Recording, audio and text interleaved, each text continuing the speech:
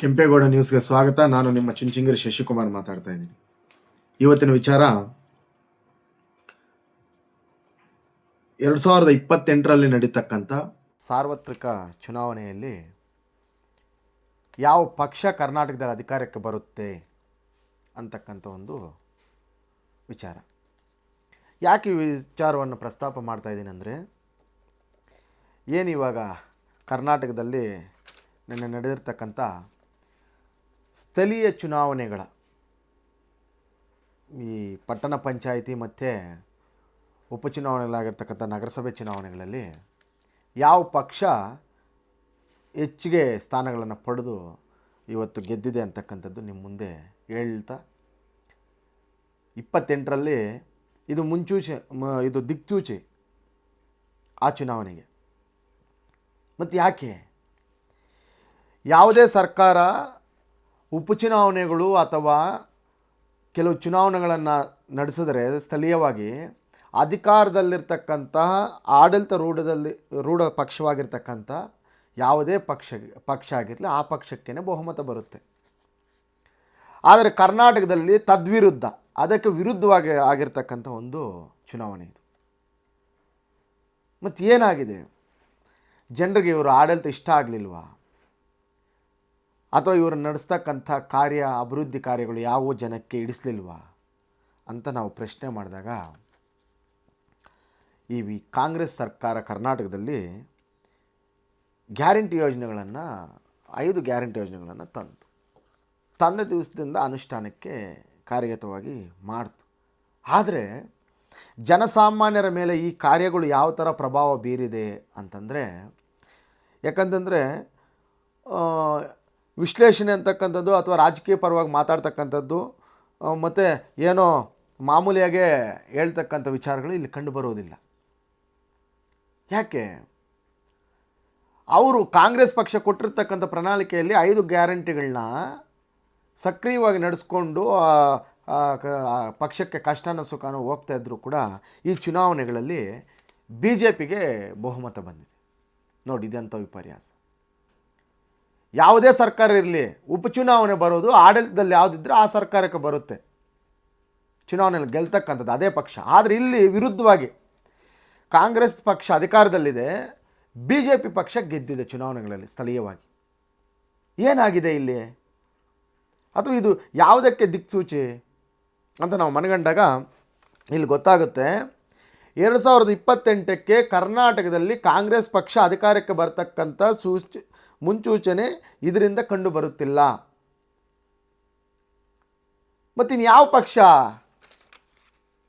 NDA ಪಕ್ಷ ಅಂದರೆ BJP ಮತ್ತು JDS ಪಕ್ಷಗಳು, ಇವಾಗ ಅಲಯನ್ಸಲ್ಲಿರ್ತಕ್ಕಂಥ ಪಕ್ಷಗಳು, ಇವುಗಳ ಮುಖಾಂತರ ಸರ್ಕಾರ ರಚನೆ ಮಾಡ್ತಕ್ಕಂಥ ಎಲ್ಲ ಕಾರ್ಯಕ್ರಮ ಈ ಒಂದು ಚುನಾವಣೆಗಳ ಮುಖಾಂತರ ಕಂಡು ಬರ್ತಾ ಇದೆ. ನಿಜ, ಇದರಲ್ಲಿ ಯಾವುದು ನಾವೇನು ಸುಳ್ಳಾಗುತ್ತೋ ಅಥವಾ ನಿಜ ಆಗುತ್ತೋ ಇವೆಲ್ಲ ಪಕ್ಕಕ್ಕಿಟ್ಟರು, ನಾವು ನಮ್ಮ ಕಣ್ಣು ಮುಂದೆ ಕಾಣ್ತಕ್ಕಂಥ ಚುನಾವಣಾ ಫಲಿತಾಂಶ ಇದು. ಯಾವ ಥರ ಈಗ ಮಹಿಳೆಯರಿಗೆ 2,000 ರೂಪಾಯಿ ಅಕೌಂಟ್ಗೆ ಹೋಗ್ತಾ ಇದೆ, ಬಸ್ಸುಗಳು ಫ್ರೀಯಲ್ಲಿ ಹೆಣ್ಮಕ್ಳು ತಿರುಗಾಡ್ತಾ ಇದ್ದಾರೆ, ಅಂದರೆ ಸುತ್ತಾ ಇದ್ದಾರೆ, ಪ್ರಯಾಣ ಬೆಳೆಸ್ತಾ ಇದ್ದಾರೆ ಆ ಬಸ್ಸುಗಳಲ್ಲಿ. ಮತ್ತು ಇನ್ನು ಸರ್ಕಾರದಿಂದ ಬಂದಕ್ಕೆ ಎಲ್ಲ ಕಾರ್ಯಕ್ರಮಗಳು ಅನುಷ್ಠಾನದ ಕಾರ್ಯಕ್ರಮ ಮುಂದುವರಿಸ್ಕೊಂಡು ಹೋಗ್ತಾ ಇದೆ ಸರ್ಕಾರ. ಆದರೂ ಕೂಡ ಈ ಚುನಾವಣೆಗಳಲ್ಲಿ BJP ಪಕ್ಷ ಗದ್ದುಗೆಯನ್ನು ಹಿಡಿದಿದೆ. ಅಂದರೆ ಕಾಂಗ್ರೆಸ್ಸಕ್ಕೆ ಇದು ವೋಟ್ ಶೇರು ಇಳಿತಾ ಇದೆ ಕರ್ನಾಟಕದಲ್ಲಿ. ಅದರ ಮೇಲೆ ನಂಬಿಕೆಯನ್ನು ಜನ ಕಳ್ಕೊತಾ ಇದ್ದಾರೆ. ಮುಂಬರುವ ಚುನಾವಣೆಯಲ್ಲಿ ಕಾಂಗ್ರೆಸ್ ಸೋಲ್ತಕ್ಕಂಥ ಎಲ್ಲ ಸೂಚನೆಗಳು ಇದರಲ್ಲಿ ಕಂಡುಬರುತ್ತೆ. ಯಾವ ಥರ ಸ್ಥಳೀಯ ಚುನಾವಣೆ ನಡೆದಾಗ ದಕ್ಷಿಣ ಕನ್ನಡ ಮತ್ತು ಉತ್ತರ ಕನ್ನಡ, ಬೆಂಗಳೂರು ಗ್ರಾಮಾಂತರ ಇವುಗಳೆಲ್ಲ ಕೂಡ BJPಗೆ ಬಹುಮತ ಬಂದಿದೆ. ಈಗ ಅಧ್ಯಕ್ಷರು BJPನ ಆಗ್ತಾರೆ, ಅಧ್ಯಕ್ಷರು ಮತ್ತು ಉಪಾಧ್ಯಕ್ಷರಲ್ಲಿ ಆ ಪಟ್ಟಣ ಪಂಚಾಯಿತಿಗಳಲ್ಲಿ. ಮತ್ತು ನಗರಸಭೆ ಉಪಚುನಾವಣೆಗಳು ಬಂದಾಗ ಬೆಂಗಳೂರು ಗ್ರಾಮಾಂತರ, ದೊಡ್ಡಬಳ್ಳಾಪುರ ಮತ್ತು ರಾಯಚೂರಲ್ಲಿ ಕೂಡ BJPನೇ ಗೆದ್ದಿದೆ. ನೋಡಿ ಎಂಥ ವಿಪರ್ಯಾಸ. ಆಡಳಿತದಲ್ಲಿ ಯಾವುದಿದ್ರೆ ಆ ಪಕ್ಷ ಬರಬೇಕಾಗಿತ್ತು, ಅದೇನಾಗಿದೆಯೋ ಗೊತ್ತಿಲ್ಲ. ಕಾರ್ಯಕರ್ತರು ಕಾಂಗ್ರೆಸ್ಸಲ್ಲಿ ಕೂಡ ಸುಮ್ಮನಾಗ್ಬಿಟ್ಟಾರೆ, ಅವ್ರಿಗೂ ಶಕ್ತಿ ಇಲ್ಲ ಪಾಪ ಇವ್ರು ಮಾಡುವ ಇದಕ್ಕೆ. ಈಗ ಚುರುಕಾಗಿರ್ತಕ್ಕಂಥದ್ದು ಜನ ಅಭಿವೃದ್ಧಿಯನ್ನು ಬಯಸ್ತಾ ಇದ್ದಾರೆ. ಫ್ರೀ ಗ್ಯಾರಂಟಿಗಳು ಬೇಕಾಗಿಲ್ಲ ಅನ್ನಿಸ್ತದೆ ಜನಕ್ಕೆ ಇವಾಗ ಈ ಒಂದು ಫಲಿತಾಂಶವನ್ನು ನೋಡಿದಾಗ. ಅವರಿಗೆ ಅಭಿವೃದ್ಧಿ ಬೇಕಾಗಿದೆ ಮತ್ತು ಫ್ರೀ ಗ್ಯಾರಂಟಿಗಳು ಬೇಕಾಗಿಲ್ಲ. ಮತ್ತು ಇದನ್ನು ನಾವು ಮಾತಾಡಿದ್ರೆ ಇದೇ ಏನಾದರೂ ಫಲಿತಾಂಶ ಬೇರೆ ಸ್ಟೇಟ್ಗಳಾದರೆ ವೋಟ್ ಚೋರಿ ಅಂತ ಕಾಂಗ್ರೆಸ್ ಅವರು ಹೊಸ ಒಂದು ಅಭಿಯಾನವನ್ನು ಶುರು ಮಾಡಿದ್ದಾರೆ. ವೋಟ್ ಚೋರಿ, ಮತ ಕಳ್ಳತನ. ಯಾರು ಮತ ಕಳ್ಳತನ ಮಾಡಿದ್ದಾರೆ? ಬ್ಯಾಲೆಟ್ ಪೇಪರ್ ಇದ್ದಾಗ ಮತ ಕಳ್ಳತನ ಆಗ್ತಿತ್ತೋ ಅಥವಾ ಇವಾಗ EVM ಮಿಷನಲ್ಲಿ ಆಗ್ತಿತ್ತೋ ಅಂತಕ್ಕಂಥದ್ದು ಇವಾಗ ಚರ್ಚಾ ವಿಷಯ. ಕಾಂಗ್ರೆಸ್ ಜಮಾನ್ ಕಾಲದಿಂದ ಅಧಿಕಾರ ಮಾಡ್ಕೊಂಬಂದಿದೆ. ಆವಾಗ ದೌರ್ಜನ್ಯದಿಂದ ಬೇಕಾದ್ರೆ ಬ್ಯಾಲೆಟ್ ಪೇಪರ್ಸಲ್ಲಿ ಒಂದು 100 ಜನದ ಬೇಕಾದ್ರೆ ಒಬ್ಬ ಹಾಕ್ಬೋದಾಗಿತ್ತು ಆವಾಗ. ಆದರೆ ಇವಾಗ ಅಂಥ ಪರಿಸ್ಥಿತಿ ಇದೆಯಾ? ಎಂಥ ಕಾನೂನು ವ್ಯವಸ್ಥೆಯಲ್ಲಿ ನಾವು ಇದ್ದೀವಿ ಅಂತಂದರೆ ಕಾಂಗ್ರೆಸ್ ಅದೆಲ್ಲ ಕೇರ್ ಮಾಡಲ್ಲ. ಅದು ಹೇಳೋದು ಒಂದೇ ಡೈಲಾಗು, ವೋಟ್ ಚೋರಿ. BJP ವೋಟು ಮತ ಕಳ್ಳತನ ಮಾಡ್ತಾಯಿದೆ, ಟ್ಯಾಂಪ್ರಿಂಗ್ ಮಾಡ್ತಾಯಿದೆ ಮಿಷನಲ್ಲಿ. ಇದನ್ನು ಕಾಂಗ್ರೆಸ್ ವಾದ ಮಾಡ್ತಾಯಿದೆ. ಆಯಿತು, ಅವ್ರು ಹೇಳಿದ್ದೆ ನಿಜ ಅಂತ ನಾವೇನಾರು ಅಂದ್ಕೊಂಡ್ರೆ, ಕೇರಳದ CPM ಸರ್ಕಾರ ಇರ್ತಕ್ಕಂಥ ಕಾಂಗ್ರೆಸ್ಸು ಮತ್ತು ಕಮ್ಯುನಿಸ್ಟ್ ಸಿದ್ಧಾಂತಗಳನ್ನು ಒಳಗೊಂಡಿರ್ತಕ್ಕಂಥ ಕೇರಳದಲ್ಲಿ ಬ್ಯಾಲೆಟ್ ಪೇಪರ್ ಮುಖಾಂತರ ಚುನಾವಣೆ ಮಾಡಿದಾಗ ಮೊನ್ನೆ ಏನಾಯಿತು?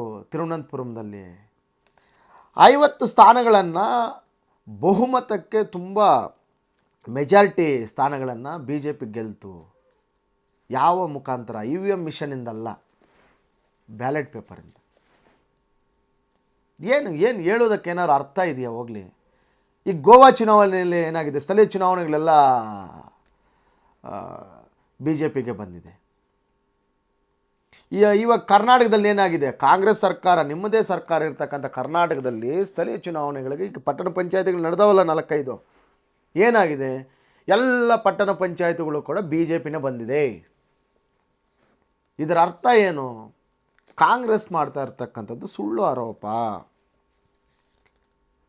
ಡಿನೈಡ್ ಮಾಡ್ತಾ ಇದ್ದಾರೆ ಜನ. ಇಲ್ಲ, ಅದು ಮಾಡ್ತಾ ಇರೋದು ಸುಳ್ಳು ಆರೋಪ. ನೀವು ಬ್ಯಾಲೆಟ್ ಪೇಪರ್ ಆದರೂ ತಗೊಂಬರ್ರಿ, ಇಲ್ಲ EVM ಮಿಷನ್ ಆದರೂ ತಗೊಂಬರ್ರಿ. ಜನರ ಒಲವು BJP ಕಡೆ ಇದೆ. ಇವತ್ತು ಯುವಜನ BJP ಪಕ್ಷವನ್ನು ಆಕರ್ಷಿಸ್ತಾ ಇದ್ದಾರೆ. ಇವೆಲ್ಲಕ್ಕಿಂತ ಇನ್ನೂ ಒಂದು ವಿಚಾರ, ರಾಜ್ಯವಾರು ಈ ನಕಲಿ ಮತದಾರರನ್ನು ಚುನಾವಣಾ ಆಯೋಗ ತೆಗಿತಾ ಇದೆ. ತಮಿಳುನಾಡಿನಲ್ಲಿ ಒಂದೇ ರಾಜ್ಯದಲ್ಲಿ 97 ಲಕ್ಷ ಚಿಲ್ಲರೆ ವ್ಯಕ್ತಿಗಳನ್ನ ಮತದಾರರ ಪಟ್ಟಿಯಿಂದ ಕೈ ಬಿಡಲಾಗಿದೆ. ಯಾಕೆ? ಇವೆಲ್ಲ ಮತಗಳು? ಇವು ಎರಡೆರಡು ಕಡೆ ಮತಗಳಿರ್ತಕ್ಕಂಥವು ಅಥವಾ ನಕಲಿ ವೋಟ್ ಶೇರ್ ಮತದಾರ ಇರ್ತಕ್ಕಂಥವ್ರು. ಈಗ ಬೆಂಗಾಳಿಗಳು ಬೇರೆ ಬೇರೆ ಕಡೆಯಿಂದೆಲ್ಲ ಬಂದು ಸೇರ್ಕೊಂಡವರಲ್ಲ, ಇದು ಬಾಂಗ್ಲಾದೇಶದವರು, ಇವ್ರನ್ನೆಲ್ಲ ವೆಸ್ಟ್ ಬೆಂಗಾಲ, ಪಶ್ಚಿಮ ಬಂಗಾಳ, ಕೇರಳ, ಆಂಧ್ರ ಪ್ರದೇಶ ಮತ್ತು ಈಗ ತೆಲಂಗಾಣದಲ್ಲೂ ಹೊರಗಡೆ ಬರುತ್ತೆ. ಕರ್ನಾಟಕದಲ್ಲೂ ತೆಗೆಯೋ ಕಾರ್ಯಕ್ರಮ ಮಾಡ್ತಾರೇನೋ ಈ ನಕಲಿ ಮತದಾರರ. ತಮಿಳ್ನಾಡಲ್ಲಿ ಮಾತ್ರ 97 ಲಕ್ಷ, ಹತ್ರ 6 ಕೋಟಿ ಚಿಲ್ಲರೆ ಇದ್ದಿದ್ದ ಜನಸಂಖ್ಯೆ ಇವಾಗ 5 ಚಿಲ್ಲರೆಗೆ ಬಂದು ನಿಂತಿದೆ. ನೋಡಿ, ಇದನ್ನು ನಾವು ಅಂಕಿ ಅಂಶಗಳಲ್ಲಿ ನೋಡಬೇಕಾಗ್ತದೆ. ಇಂಥ ಮತಗಳತನವನ್ನು ತೆಗೆದು ಮತದಾರರ ಪಟ್ಟಿಯಿಂದ ಈಚೆ ಹಾಕಿದಾಗ ನಿಜವಾಗಿರ್ತಕ್ಕಂಥ ಪ್ರಬುದ್ಧರು ಮತದಾರರ ಸಿಗ್ತಾರೆ ನಮಗೆ. ಸೊ ಅವ್ರಿಗೆ ನಡೀತಕ್ಕಂಥ ಚುನಾವಣೆಗಳಿವು. ಯಾಕಂತಂದರೆ ನಾವು ಇವತ್ತು ಮಾತಾಡ್ತಕ್ಕಂಥ ವಿಚಾರಗಳು ಇವನ್ನೇ ಅಲ್ಲ. ಹೇಳ್ತಾರೆ BJP EVM ಮಿಷನ್ ಇದ್ರೇ ವೋಟ್ ಕಳ್ತನ ಮಾಡ್ತಾರೆ. ಯಾವ ಮಟ್ಟಕ್ಕಾಗುತ್ತೋ ಗೊತ್ತಿಲ್ಲ. ನೀವು ಬ್ಯಾಲೆಟ್ ಪೇಪರ್ ಇಕ್ಕಿ. ನೆಕ್ಸ್ಟು ಈಗ ಬರ್ತಕ್ಕಂಥ ಸ್ಥಳೀಯ ಚುನಾವಣೆಗಳಿಗೆ ಗ್ರಾಮ ಪಂಚಾಯಿತಿ ಮತ್ತು ತಾಲೂಕ್ ಪಂಚಾಯಿತಿ, ಜಿಲ್ಲಾ ಪಂಚಾಯಿತಿ ಚುನಾವಣೆಗಳು ಇದ್ದಾವೆ, ಸಾಲಾಗಿದ್ದಾವೆ.